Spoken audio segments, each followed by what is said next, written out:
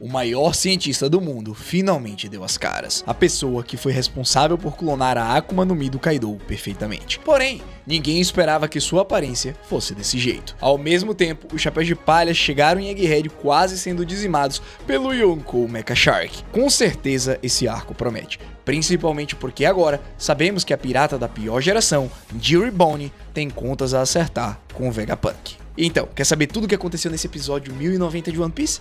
Vem comigo! Fala galera, como é que vocês estão? Sejam bem-vindos a mais um vídeo, a análise semanal do episódio que finalmente estamos no arco de Egghead e não poderia ser diferente. A gente comentou semana passada toda a questão da atualização de visual que ficou muito interessante e como esse arco realmente vai nos trazer muitas revelações e que coincide muito com o que já está acontecendo aqui no começo. Então, como o Oda é realmente um grande de um gênio, vocês podem esperar que tudo que tá realmente aqui, ó, logo nos primórdios do arco, vai chegar lá no final e vocês vão fazer: meu Deus, Oda! Por quê? Essa é a reação que normalmente nós temos ao ler One Piece por tantos anos, não é mesmo? Mas antes de qualquer coisa, pra gente poder entrar mais a fundo nesse episódio e eu poder explicar a vocês como tudo vai se desenrolar de acordo com o meu ponto de vista, eu peço pra você que tá chegando aqui agora nesse canal, venha fazer parte da minha tripulação, se inscreve aí no canal que eu tenho certeza que você vai ser, ó, abençoado com muitos conteúdos relacionados ao One Piece e você vai amar. Pra você que já faz parte da tripulação que vai conquistar o One Piece dentro do YouTube, só peço que você já deixe aquele like ali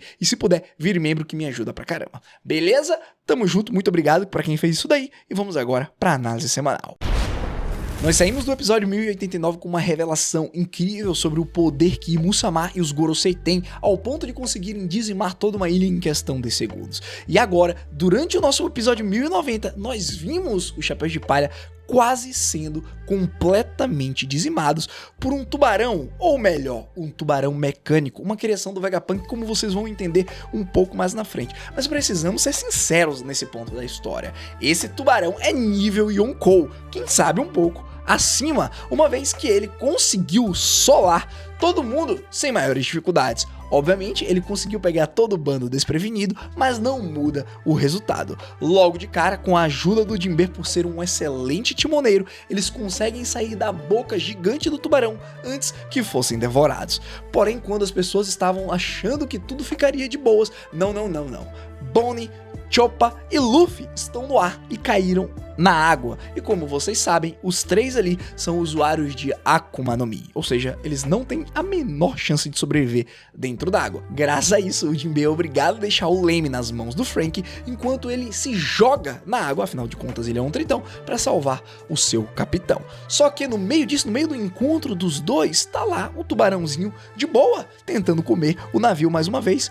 Porém, mesmo com toda aquela tecnologia do Franky, de eles conseguirem sair voando com uma turbina extra, o tubarão olha para o navio e começa a carregar torpedos e atira sem dó nem piedade. Quando eles percebem, já é tarde demais. O torpedo não atinge em cheio, o Sunny não é quebrado, porém a explosão é suficiente para fazer o barco virar e fazer com que todo o bando dos Chapéus de Palha afundem. Mas eu tenho que ser sincero com vocês nessa parte aqui. Por que será que o Sandy não chutou os torpedos? Ou por que será que o Zoro não cortou os torpedos? Eles simplesmente deixaram isso acontecer e quando o resto da tripulação afundou, eles não fizeram mais nada. Realmente algo que eu acho particularmente que seria muito simples de resolver caso o nosso solador pulasse na água e usasse alguma técnica Santoryu para explodir esse tubarão em milhares de pedaços. Porém, não foi isso que aconteceu e todos ali estão prestes a serem mortos. Afinal de contas, na tripulação nós temos 4 usuários de Akuma no Mi, correto? É o Brook, a Robin, o Chopper e o Luffy. O resto não é, mas nós conhecemos o Sop e a Nami. Eles não iriam fazer nada, o que deixaria provavelmente o Frank, o Zoro e o Sandy para tentar salvar todos que estavam ali.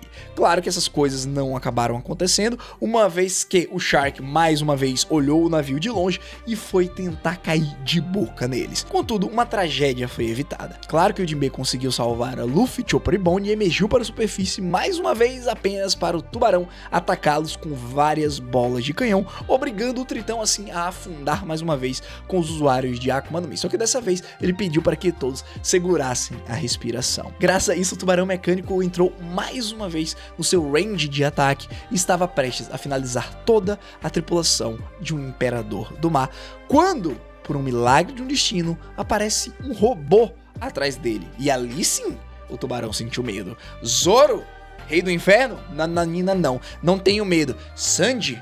Pernas negras capaz de destruir o céu? Nananina não. Um Yonkou Monk de Luffy capaz de manipular a realidade? Não. O mar derrota todos eles. Mas robozinho aparecendo do lado dele? Cara de assustado. É óbvio, faz completamente sentido. Esse alívio cômico que o Oda traz pra gente. E venhamos e convenhamos, foi suficiente apenas um socão do robô gigante para que o tubarão perdesse a consciência, se é que ele tem consciência. E isso finaliza assim a primeira metade do episódio, teoricamente nos levando a crer que o Chapéu de Palha foram salvos. Então agora nós avançamos para o quartel-general da Marinha, onde algumas coisas estão acontecendo. Mas antes de a gente entrar realmente nessa parte do episódio, eu só queria comentar um pouco sobre o quão poderosas são as armas que o Vegapunk constrói. Sempre que a gente for analisar um robô que aparece agora no arco de Egghead, a gente tem que dar uma olhada se não tá escrito um Punk 03, um Punk 02 ou alguma coisa relacionada com o nome Vegapunk. E é exatamente o caso do Mecha Shark que apareceu aqui pra gente e também do robô gigante que salvou toda a tripulação. Então, gente, o cientista tem um poder em suas mãos capaz de dominar o mundo. A ciência, a partir desse arco, vai ser uma das principais forças do mundo. E eu digo mais, sabe aquela arma que nós vimos no episódio passado de Musamar? Também está associado a isso. Todos os conceitos de One Piece estão prestes a mudar e todos os níveis de forças também estão prestes a serem medidos de maneira diferentes graças ao poder científico do Vegapunk. Então sim, ele é um personagem que teoricamente seria muito perigoso, seria como se fosse realmente um Tony Stark da vida, um Iron Man com uma armadura, mas não, ele é uma pessoa curiosa, digamos assim. Não vou dar spoilers do mangá, mas prestem atenção que é realmente um personagem que vai ser muito importante pra gente. Demais. E agora entrando propriamente dito no QG da Marinha, nessa segunda parte do episódio, nós vemos aquelas crianças que passaram pelo processo de gigantificação, um experimento que estava acontecendo lá em Punk Hazard, supervisionado pelo cientista maluco e fracote, Caesar Clown. É interessante a gente ver essa ideia de que a Tashigi realmente levou pra frente a ideia de cuidar das crianças e tentar fazer com que elas retornassem aos seus tamanhos originais. E ela faz isso todos os dias. Inclusive na conversa que a Tashigi tem com a Mocha, nós vemos como uma criança realmente gostaria de poder rever o Chapéu de Palha, considerando com que eles sejam moços gentis. Tudo que Luffy e seu bando fizeram até agora foram simplesmente o que eles quiseram. Porém, eles nunca admitiram crueldade com as pessoas mais fracas, com crianças, com idosos. Eles sempre tentaram fazer com que as pessoas o enxergassem como piratas, porém, os piratas ali não são apenas aqueles que saqueiam e que destroem, mas sim aqueles que têm a liberdade do mundo para fazerem o que quisessem. E isso é mostrado muito fortemente nessa cena, onde várias crianças que passaram por toda aquela crueldade foram mantidas em cativeiro por um cientista maluca. Hoje estão tentando recuperar a sua vida, ir para casa e são muito gratos ao Chapéu de Palha. Oda é realmente um escritor de mão cheia, porque a gente consegue ver os dois lados de como toda a tripulação trabalha e como eles enxergam seus próprios sonhos e por onde eles passam, eles tentam arrancar sorrisos. Todo final de arco nós temos um banquete gigantesco, fazendo com que todas as pessoas da ilha, dos países por onde eles passam, se tornem muito gratos a eles. Foi assim em todos, desde o início, lá em Shellstown, quando Luffy e Nami e Zoro expulsaram Bug, até o final de Wano, onde todos ali realmente comemoravam a libertação. Seguindo então, temos a introdução de uma personagem que pela primeira vez ouvimos a sua voz. A vice-almirante Doll pede para que a Tashigi acompanhe, afinal de contas ela está tendo um grande trabalho com o Helmeppo, que não quer deixar a base da marinha e está desesperado porque o Kobe foi capturado. E já que ele é o melhor amigo dele, ele está na frente do Prince Gruss e de diversas outras autoridades, pedindo para que uma armada seja feita para que o Kobe seja salvo. Obviamente o Prince Gruss não tem autoridade para fazer isso e diz que o Capitão Kobe foi levado para Hachinosu, onde lá é realmente uma colmeia de piratas, que não seria nada inteligente do nada eles resolvessem atacar um domínio do Yonkou, Barba Negra. Afinal, da maneira como eles estão, com o pessoal que eles têm ali, eles não seriam capazes de fazer nada contra o Tite. Outra personagem que também é introduzida é a Hibari, que é a menina loira de olhos azuis, onde muitas pessoas estão dizendo por aí que é a filha do Akaido. Mas quando chegar o momento certo, eu vou comentar mais direitinho por que as pessoas acham isso, mas não é importante agora, só deixa essa ideia aí na sua cabeça. Então, tanto a Hibari quanto o Helmeppo estão desesperados, porém a decisão final do Gruz é que eles não podem fazer nada, nem em relação ao Kobe, nem em relação ao Drake, que eles acabaram de perder o contato. Então voltamos agora para o Luffy, onde ele está discutindo, digamos assim, com a Bonnie, porque ele não faz ideia de quem ela seja. Ao mesmo tempo, a garota não está mais na sua forma de criança, ela já voltou para sua forma de adulto e está dizendo que ela é um membro da pior geração e que estava durante o incidente de Shabold 2 anos atrás. Obviamente o Luffy não dá muita bola, apenas acredita no que ela está dizendo e começa a brincar com o Chopper, o que faz a Bonnie duvidar de que ele é realmente o Yonkou. Porém, ao ter Jinbeira ao seu lado, ela meio que acredita e tenta não entrar muito em conflito.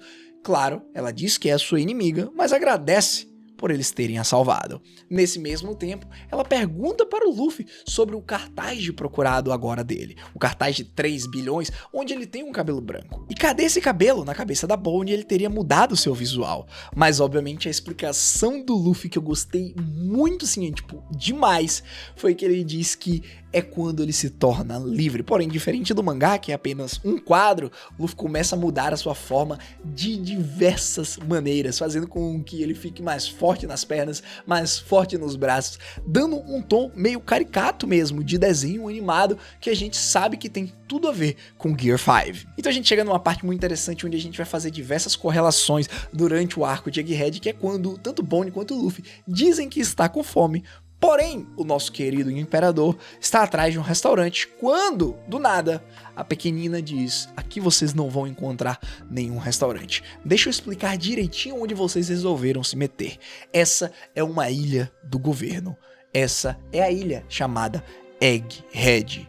A ilha onde o maior cientista do mundo, Dr. Vegapunk, mora e faz os seus experimentos. E então temos a revelação de que Jill e Bonnie está atrás de acertar algum tipo de contas com o cientista. Agora vocês devem estar se perguntando: e o que aconteceu com o grupo do Zoro? Eles morreram? Aquele robô os salvou? Indo para essa cena final, nós vemos logo de cara que o navio do Chapéu de Palha está emergindo do oceano. E logo quem está segurando esse navio é um gigantesco robô, que faz com que tanto o Frank quanto o Usopp fiquem incrédulos para saber o que é que está acontecendo naquele lugar.